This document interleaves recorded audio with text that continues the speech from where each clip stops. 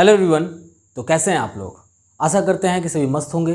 तो दोस्तों, आज हम डिस्कस करने वाले हैं क्लास 10th का chapter reflection of light. Okay, reflection of light पे हमने कुछ वीडियोस बनाए हैं जिनका लिंक डिस्क्रिप्शन बॉक्स में दिया हुआ है। अगर आपने उन वीडियोस को नहीं देखा है तो एक बार डिस्क्रिप्शन बॉक्स में जाएं और पहले प्रीवियस वीडियोज़ को देखें, तो आपको यह वीडियो बहुत ही अच्छे से समझ में आने वाला है। ठीक है, तो आज हम डिस्कस करने वाले हैं image formation in a concave mirror. Okay, image formation in a concave mirror. अब देखिए, कॉनकेव मिरर में इमेज का कैसे फॉर्मेशन होता है, इसके हमने 4 रूल बताए थे। उन चारों रूल्स में से कोई भी 2 रूल आप अप्लाई करोगे तो इमेज फॉर्मेशन हो जाएगा। तो देखिए, सबसे पहले देखते हैं कि कितने कंडीशंस हैं इमेज फॉर्मेशन के। ठीक है, हम जानते हैं कि जनरली कॉनकेव मिरर कुछ ऐसा होता है। ओके, ये हमारा हो गया कॉनकेव मिरर। कॉनकेव मिरर में ये हो गया centre of curvature, this is pole, this is focus. ये सारी चीज़ें हमने बता दिया था अपने प्रीवियस वीडियो में कि पोल क्या होता है, फोकस क्या होता है, सेंटर ऑफ कर्वेचर क्या होता है। तो देखिए कितने कंडीशंस बन रहे हैं यहाँ पे इमेज फॉर्मेशन के। सबसे पहला कंडीशन तो ये बन रहा है कि ऑब्जेक्ट को फोकस और पोल के बीच में कहीं रख सकते हैं। दूसरा, ऑब्जेक्ट को फोकस पर रख सकते हैं। तीसरा, ऑब्जेक्ट को फोकस और सेंटर ऑफ कर्वेचर के बीच में रख सकते हैं। चौथा, ऑब्जेक्ट को सेंटर ऑफ कर्वेचर पर रख सकते हैं। पांचवा, सेंटर ऑफ कर्वेचर के पीछे रख सकते हैं। और लास्ट क्या है, इन्फिनिटी पे रख सकते हैं ऑब्जेक्ट को। ठीक है, तो टोटल 6 केसेस हैं इमेज फॉर्मेशन के, जिनमें सबसे पहला केस देखते हैं, when the object is placed between F and P. ठीक है, जब ऑब्जेक्ट को प्रिंसिपल, फोकस और पोल के बीच में रखते हैं तो देखते हैं इमेज का फॉर्मेशन कैसे होता है। तो चलिए देखते हैं। ये रहा हमारा कॉनकेव मिरर। इस कॉनकेव मिरर में हमें इमेज फॉर्मेशन करना है। This is centre of curvature, this is focus and this is pole. ठीक है, ये हमारा पोल हो गया। यहाँ पे मान लो ऑब्जेक्ट रखा हुआ है और इस ऑब्जेक्ट का इमेज फॉर्म करना है हमें। तो देखते हैं, यहाँ से पहला रूल अप्लाई कर लो, रे ऑफ लाइट को प्रिंसिपल एक्सिस के पैरेलल लेकर के जाओ। आप जानते हैं कि जब भी ray of light principal axis के पैरेलल जाएगा तो रिफ्लेक्शन कहाँ से होगा बच्चों? फोकस से। ओके, पढ़ चुके हो इस चीज़ को। दूसरा, अगर रे ऑफ लाइट ऐसा ऑब्लिकली फॉल करता है तो आप जानते हैं जितने डिग्री से रे ऑफ लाइट फॉल किया उतने ही डिग्री से रिफ्लेक्ट भी करेगा। And you can see both reflected ray can not intersect to each other here. Okay, इस डेविएशन में या कह सकते हो इस रीजन में हम देख रहे हैं कि दोनों ही रिफ्लेक्टेड रे एक दूसरे को इंटरसेक्ट नहीं करेंगे। इसका मतलब ये हुआ कि मिरर में इमेज नहीं बनना चाहिए, लेकिन कॉनकेव मिरर है तो उसमें इमेज हमारा दिखता है। तो जाहिर सी बात है कि कहीं ना कहीं ये कट किए होंगे, तो वर्चुअली हम क्या करेंगे, इन रेज को आगे लेकर के जाते हैं, यानी कि दोनों रिफ्लेक्टेड रे को देखो ऐसे आगे की तरफ लेकर के जाते हैं। सो गाइस, हम देख रहे हैं कि ये दोनों एक दूसरे को यहाँ पे इंटरसेक्ट किए, मिरर के पीछे एक दूसरे को इंटरसेक्ट कर रहे हैं, यानी कि इमेज का जो फॉर्मेशन होगा वो मिरर के पीछे होगा। ठीक है, तो आपने देखा कि इमेज का फॉर्मेशन कहाँ होगा, मिरर के पीछे हुआ। तो अगर हम कैरेक्टरिस्टिक आपसे पूछते हैं कि what is the characteristic of image, तो कैरेक्टरिस्टिक देखिए क्या क्या आएंगे। सबसे पहला कैरेक्टरिस्टिक तो ये होगा, पहले हम बताते हैं पोजीशन को। तो पोजीशन यानी इमेज कहाँ बन रहा है, तो beyond the mirror. Okay, beyond the mirror image का फॉर्मेशन हुआ। दूसरा, नेचर कैसा होगा, यहाँ पे रियल इमेज है या वर्चुअल है। तो आप देख रहे हैं कि दोनों रियली में एक दूसरे को इंटरसेक्ट नहीं कर रहे हैं, बल्कि वर्चुअली जब हम इन्हें आगे लेकर के जा रहे हैं डॉटेड लाइन से, तब एक दूसरे को इंटरसेक्ट कर रहे हैं, यानी कि यहाँ पे वर्चुअल इमेज बनेगा। वर्चुअल इमेज बन गया। और वर्चुअल हमेशा कैसा होता है, इरेक्ट। तो कह सकते हो कि वर्चुअल एंड इरेक्ट इमेज बनेगा। वर्चुअल एंड इरेक्ट इमेज बना। और लास्ट देख रहे हैं, थर्ड केस क्या है, मैग्नीफाइड इमेज है, क्योंकि ये देख रहे हो छोटा है, डिमिनिश्ड है, और ये इमेज कैसा है, मैग्नीफाइड। तो कह सकते हो कि यहाँ पे जो हमारा इमेज बना मैग्नीफाइड होगा, क्योंकि ऑब्जेक्ट से बड़ा इमेज बन रहा है। ओके, तो कह सकते हो कि ये रहा हमारा कैरेक्टरिस्टिक ऑफ इमेज। कब, जब ऑब्जेक्ट को फोकस और पोल के बीच में रख रहे हैं।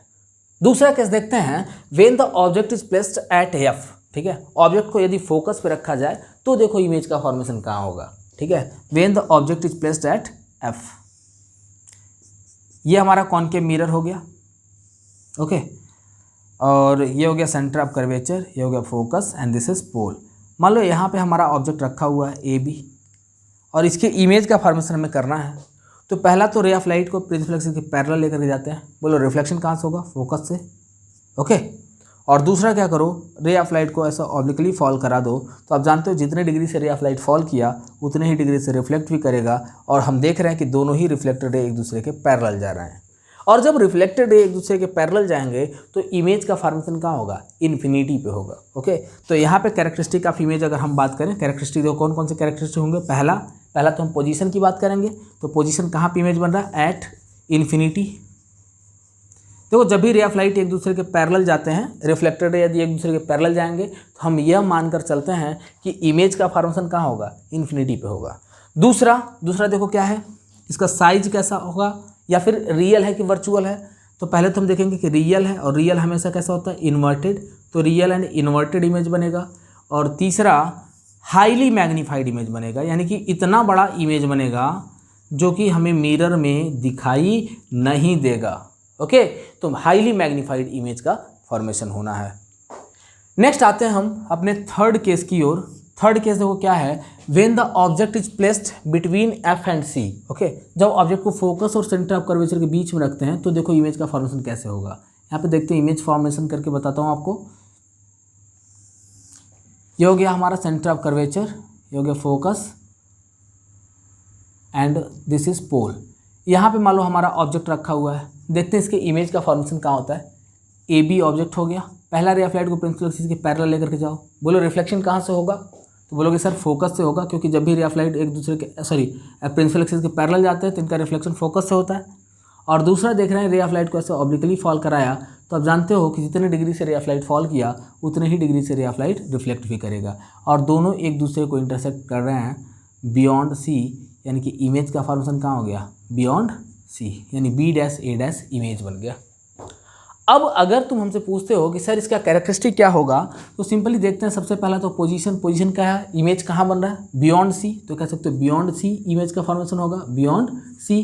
दूसरा हम देख रहे हैं कि दोनों रिफ्लेक्टेड रे एक दूसरे को रियली में कट कर रहे हैं। रियली में कट कर रहे हैं मतलब रियल इमेज होगा, तो रियल हमेशा कैसा होता है, रियल एंड इन्वर्टेड होता है, तो रियल एंड इन्वर्टेड इमेज बनेगा। ठीक है, तीसरा देख रहे हो कि ये ऑब्जेक्ट छोटा है और इमेज का जो फॉर्मेशन हुआ वो बिगर साइज का है, यानी कि यहाँ पे मैग्नीफाइड इमेज बनेगा। भाई कैसा इमेज बनेगा, मैग्नीफाइड इमेज बनेगा। ओके, नेक्स्ट आगे बढ़ते हैं हम अपने चौथे कंडीशन की ओर। फोर्थ कंडीशन देखो क्या है, when the object is placed at C. अगर सपोज कर लो कि ऑब्जेक्ट को सेंटर ऑफ कर्वेचर पर रखते हैं, उस कंडीशन में इमेज का फॉर्मेशन कैसे होता है, यहाँ पे ध्यान दीजिएगा।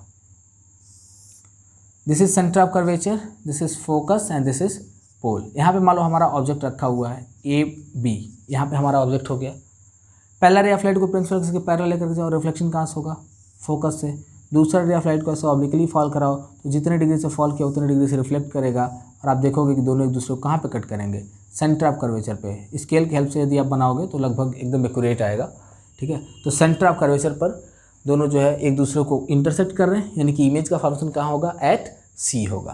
तो यहाँ पे कह सकते हो पहला कैरेक्टरिस्टिक क्या होगा, एट सी। दूसरा रियल होगा, क्योंकि रियली में कट किया, तो रियल एंड इन्वर्टेड इमेज बनेगा, इन्वर्टेड। और तीसरा same size of object, same size of object image का फॉर्मेशन होगा। ओके, फिफ्थ कंडीशन देखो क्या